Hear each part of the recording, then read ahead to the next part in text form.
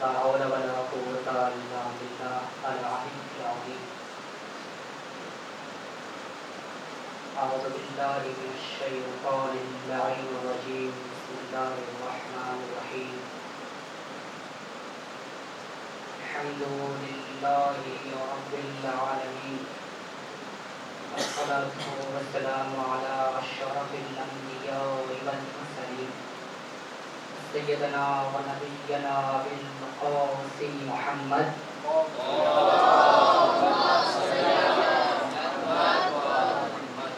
وعلى آله البيت الطيبين الطاهرين المعصومين. رب اشرح لي صدري ويسر لي أمري واحلل عقدة من لساني يفقهوا قولي. أما بعد، فقد قال إمامنا الصادق عليه السلام: بسم الله الرحمن الرحيم. ما بعث الله نبيا قط إلا بولاية أمير المؤمنين علي بن أبي طالب صلوات محمد وآل محمد.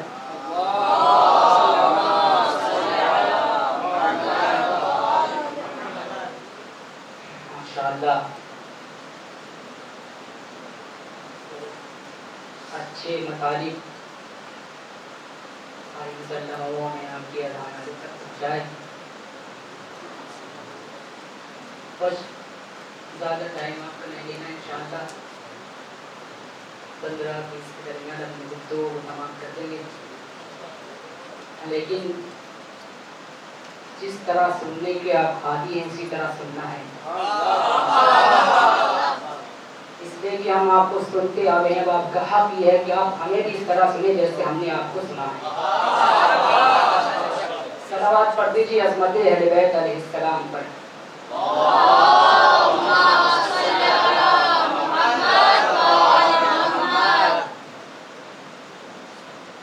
امام جعفر صادق علیہ السلام حدیث بیان کر رہے ہیں کہ ما بعث اللہ نبیا قط الا بولایت امیر المؤمنین علی بن ابی طالب. پروردگار عالم نے کسی بھی نبی کو نہیں بھیجا کبھی بھی مگر یہ کہ ولایت علی بن ابی طالب پر. عزیزان گرامی، انسانوں کی ہدایت کے لیے پروردگار عالم نے 1,24,000 نبیوں کا انتخاب کیا، لیکن اس اللہ اور نبی کے درمیان کیا ایگریمنٹ ہوا یہ ہمیں نہیں معلوم. نبی آیا انسانوں کی ہدایت کے لیے، نبی آیا انسانوں کو گمراہی سے بچانے کے لیے، نبی آیا انسانوں کی رہنمائی کے لیے. لیکن اللہ اور نبی کے درمیان کیا معاہدہ ہوا، کیا عہد ہوا؟ اللہ نے جب نبیوں کو بھیجا تو کس بنیاد پر بھیجا، کیا شرط لگائی، کیا ایگریمنٹ لیا، ہمیں نہیں معلوم. لیکن حدیث سے پتہ چل رہا ہے کہ اللہ نے کسی بھی نبی کو نہیں بھیجا. اس کا مطلب یہ ہے کہ 1,24,923,999 انبیاء آئے انسانوں کی تبلیغ کے لیے، رہنمائی کے لیے، اسے صراط مستقیم پر لے جانے کے لیے. لیکن عزیزان گرامی، سب کس بنیاد پر آئے تھے؟ نبوتیں ملی کس بنیاد پر؟ نبی کو نبوت دی گئی کس بنیاد پر؟ حدیث نے بتایا کہ کسی بھی نبی کو اللہ نے نبی نہیں بنایا. پروردگار عالم نے، اللہ نے کبھی بھی کسی نبی کو نہیں بھیجا مگر ولایت علی بن ابی طالب پر. وہ حدیث کا مفہوم یہ ہوا کہ جو 1,23,999 انبیاء امت کے درمیان آئے ہیں، وہ ہدایت کا مرحلہ تو بعد ہے. نبی اس وقت تک بنے ہیں جب تک کہ اس نے علی کی ولایت کا اقرار نہ لے لیا.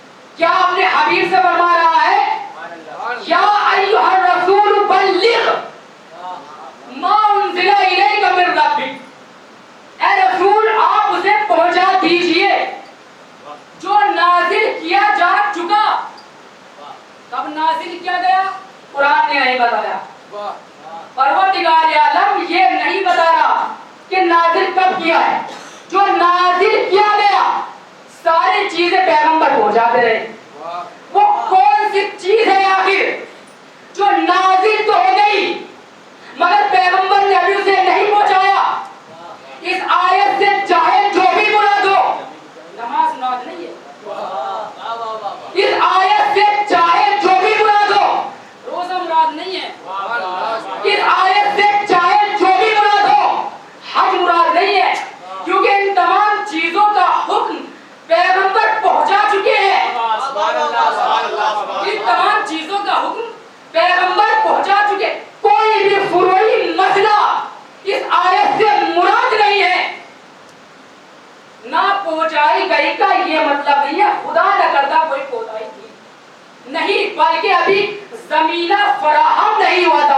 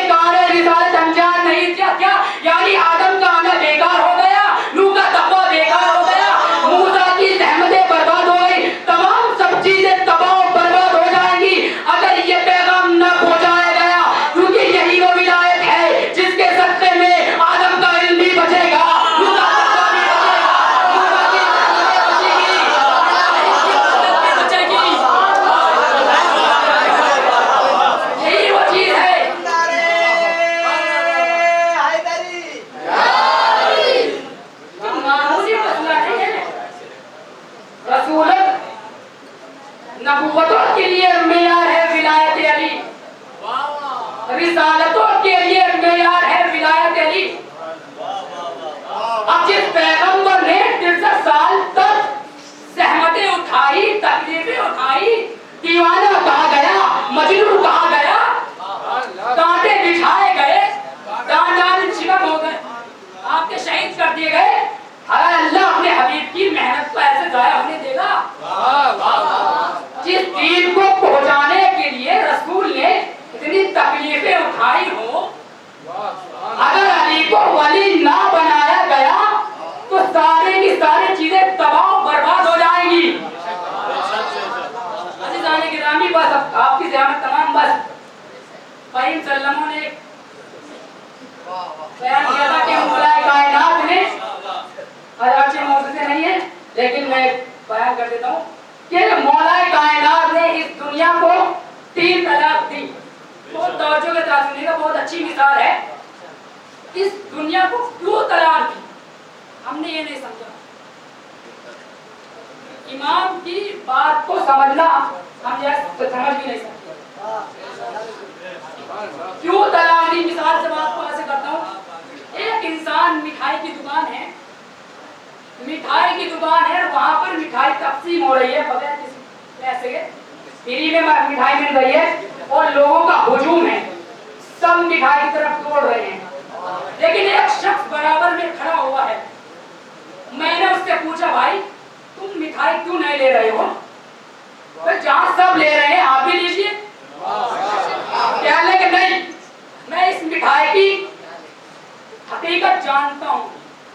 کیا حقیقت جانتے؟ کہا جس نے مٹھائی بنائی وہ ایسے کمرے میں مٹھائی بنا رہا تھا جہاں نہ پنکھا تھا، ہوا نہیں تھی، گرمی بڑی شدت سے تھی، مٹھائی بنا رہا ہے اور پسینہ اس کا مٹھائی میں ٹپک رہا ہے۔ تو میں نے اس کی حقیقت کو سمجھ لیا کہ یہ مٹھائی کھانے کے لائق نہیں ہے۔ کہ جن لوگوں نے اس کی حقیقت کو نہیں سمجھا وہ مٹھائی کی طرف دوڑ رہا ہے۔ بس ولایت علی نے 3 طلاق اس دنیا کو اس لیے دی کیونکہ یہ دنیا علی کے سامنے بنائی گئی تھی۔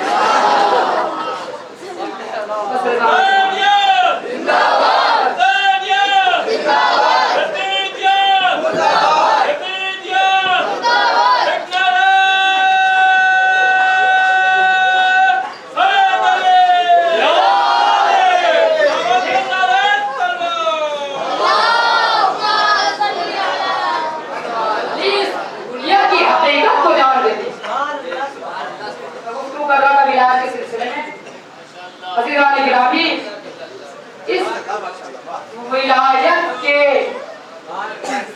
تحفظ کے لیے حسین نے کربلا کو چنا، کیونکہ حسین جانتے تھے کہ اگر ولایت باقی ہے تو دین محفوظ ہے۔ اور یہی وجہ ہے کہ جب امام نے پوچھا کہ تم مجھے کیوں قتل کرنا چاہتے تو آواز آئی بغضن کی، آپ کے حسین آپ کے بابا کے بغض میں کرتے۔ بس جیسے حسین نے سنا تلوار کو نکالا، جنگ کرنے شروع کر دی۔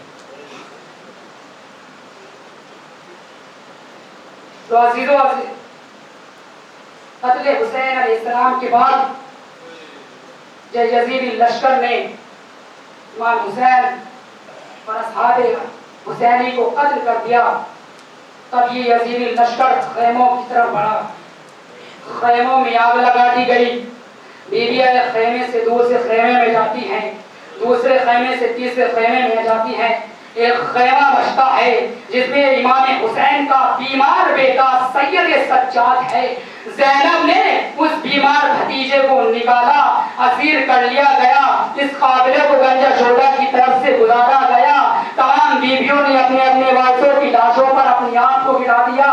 سید سجاد نے جب اپنے اولیاء بابا کے اولیاء جسم کو دیکھا تو چہرے کا رنگ متغیر ہونے لگا، آنسوں سے آنسو جاری ہونے لگے. زینب نے اپنے بھتیجے کی حالت دیکھی تو زینب نے سید سجاد سے کہا، اے بیٹا سید سجاد، کیا اس غربت عالم میں، اس غربت کے عالم میں ہمارا ساتھ چھوڑ جاؤ گے؟ امام سید سجاد کہتے ہیں، پھوپھی اماں کیا آپ نہیں دیکھ رہی ہیں کہ ان ظالموں نے اپنے نجس لاشوں کو تو دفن کر دیا ہے، لیکن میرا بابا کو دفن نہیں کیا گیا، اور میں اتنا مظلوم، میں اتنا بے بس ہوں کہ اپنے بابا کو غسل و کفن نہیں دے سکتا.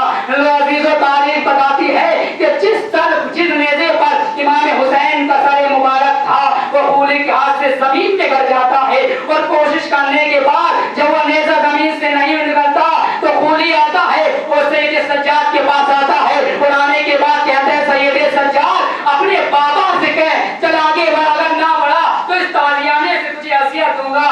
عزیزو سید سجاد بابا سے مخاطب ہوگا، کہتے ہیں بابا جان میرے اندر اتنی طاقت نہیں ہے کہ میں ظالم کے تازیانے کو برداشت کروں، آپ آگے کیوں نہیں بڑھتے ہیں؟ سر سے آواز آتی ہے، اے میرے لال سید سجاد، میرے سینے پر سونے والی سکینہ اس قافلے سے بچھڑ گئی ہے. زینب نے سنا ہماری سیوری سکینہ کو ڈھونڈنے کے لیے نکلی، کہا میری بیٹی سکینہ کہاں ہو، میری بھائی کی امانت سکینہ کہاں ہو، آواز کیوں نہیں دیتی؟ ہاں لو عزیزو کیا دیکھا، ایک برقع پوش ہے جو سکینہ کو پیار کر رہی ہے. زینب اس کے قریب گئی، وہ جانے کے بعد اس سے کہا، اے بیوی تیرا احسان ہے کہ تو اس سکینہ کو پیار کر رہی ہے، یہ یتیمہ ہے، کسی نے اس کے دامن میں آگ لگائی، کسی نے اس کے تماچے مارے، کسی نے تازیانے مارے. اب جیسے جناب زینب نے بیان کیا تو اس برقع پوش نے اپنے نقاب کو نقاب رکھنے کے بعد کہہ دیا، زینب تو نے اپنی دکھیاری ماں کو نہ پہچانا؟ ارے میں کوئی اور نہیں ہوں، تیری ماں شہزادی زہرا ہوں. پر جیسے جناب زینب نے سنا باہوں میں باہیں ڈال کر کہہ دی، اماں آپ اس وقت کہاں تھی جب میرے بھائی کا گلا کٹ رہا تھا؟ آپ اس وقت کہاں تھی جب میرے بھائی کے شانے کٹ رہے تھے؟ اے پھوپھی اماں آپ اس وقت کہاں ہیں؟ میری اماں آپ اس وقت کہاں تھی جب میرے قاسم کو شہید کر دیا گیا، میرے بچوں کو شہید کر دیا گیا؟ آپ اس وقت کہاں تھی جب ہماری چادریں چھین لی گئی؟ آپ تم اے اماں آپ اس وقت کہاں تھی جب ہمارے خیموں کو آگ لگا دی گئی؟ سید سجاد کو قید کر لیا گیا. الحمد للہ علی القوم الظالمین ولم بقضاء تسلیما لمحاتم حسین. اتنا اچھے بھائی آپ لوگ ماتم پیدا نہیں ہے، زیارت پڑھو ختم کرو.